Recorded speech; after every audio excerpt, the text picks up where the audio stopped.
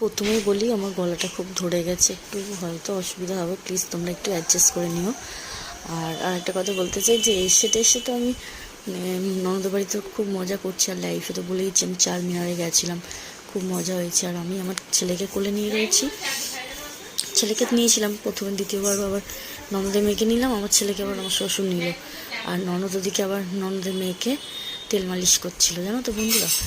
আর আমার তো আমার এত ভালো লেগেছে ঘরটা, আর আমার পিঙ্ক রং এত পছন্দ। আর দেখো আমার ডান দিকেই আমার বাঁ হাতের দিক করেই পিঙ্ক কালার একটা পেন্টিং করা রয়েছে, আমার খুব ভালো লেগেছে এটা।